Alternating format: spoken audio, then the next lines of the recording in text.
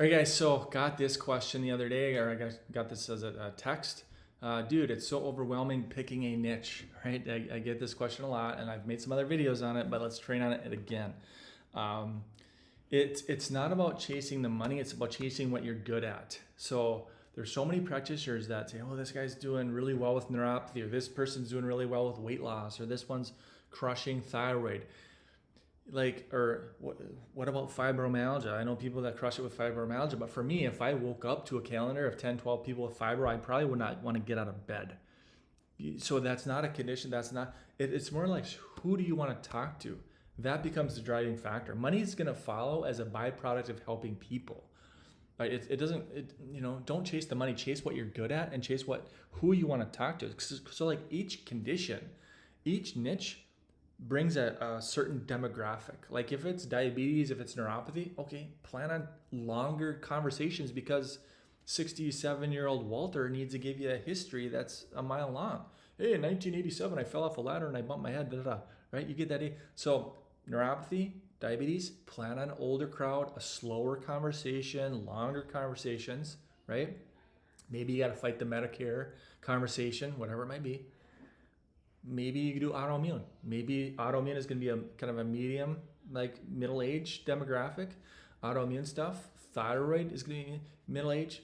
Weight loss is going to be another good one that's kind of middle age. So figure out what you resonate best with, right? Make sure you get good at it, because we have to provide clinical outcomes, clinical results. Gut is another big one, massive one right now that a lot of people are struggling with. IBS type stuff. There's over, I think, 300,000 as of a couple of days ago. 300,000 searches a month on Google for IBS. Just IBS is a keyword. So it's not constipation, not diarrhea, not all those others. So now we're talking like millions of people that are on Dr. Google searching different conditions related to gut. People's guts are a mess. Leaky gut is trending like that. It's nuts. And we know that leaky gut can lead into autoimmune. It's all connected. All this stuff, it's all connected to each other. You guys know this as functional practitioners. But yeah, gut's a good one. IBS type symptoms, mental stuff, because gut-brain connection. So mental, anxiety, depression, brain fog, mentally cloudy, ADHD kids. That ADHD, for me, it has been really good for many, many years, because parents want what's best for their kids, and if kids not functioning in school, if they're getting in fights and they're not doing well, they're willing to take action to get it better. And I'd say, hey, we got a gut-brain connection. We got to fix their guts. We got to fix their nutrients. We got to fix their toxins and their what they're consuming, and all the colors and the dyes and the junk and the sugars and the hidden sugars and all that crap. So ADHD's been good to me. There's some others that I just want nothing to do with. Fibro being one of them, because it's just some of these people. No, not all. I'm just being judgmental here, but not everybody wants a solution. So some people, they get on the phone, they just want to talk to somebody. They just want a conversation. They want you to feel sorry for them, and they don't really. I could say, hey, Mary, you got fibro. Okay, here's the protocol I'd recommend. It's $5. And they'd say, they'd piss and moan if it was free. Like, you could probably give them money and they're not going to make changes.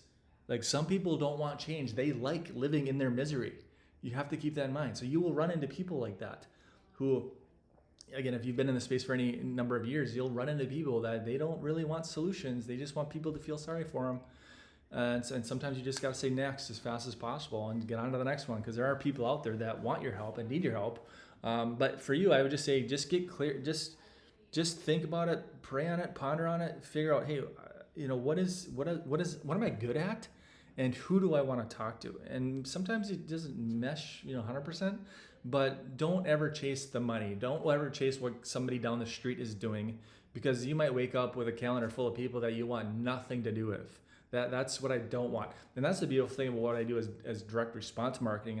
Like, I'm not a blogger, I'm not an influencer, I'm not some social celebrity, where I just create a bunch of content about diabetes. And one day I might wake up and I might get sick of diabetes, and it's like, oh shoot, I created all that content, too late, I'm stuck, right? There's nothing I can do to back up. That's why I don't create content. I'm a direct response marketer, and so I basically turn on ads. I got the ads running, and if I ever want to change my mind next month, I can say, I'm going to pause these ads, I'm going to shut them down, but I'm going to fire up new ads. So it allows me just to flip a few switches, push a few buttons, and change the direction that I want to go. So that if, hey, this month I'm going to do thyroid, I might get tired of it. Next month I'm going to do, maybe it's gut, or maybe it's weight loss or something different. It gives me the freedom and flexibility to change my mind when I'm purely doing marketing, when I'm just putting money in, filling my calendar with who I want to talk to, but I can always shut it down. I'm not pigeonholed because I'm creating all this content. All these other gurus are going to teach you go live and create all this content and shoot these YouTube videos and create all this stuff and post and do all this, content creation, which is exhausting. But then you're kind of stuck. Like if you ever want to change your mind in the future, you're like, oh, I've kind of made my bed there. Got to sleep in it. So, all right, that's all I got for you. But hopefully this will be the last video that I talk about picking a niche. They're all fine. It's just who you want to talk to, what you're good at, and what can you help people solve. So thanks for watching. We'll see you in the next one.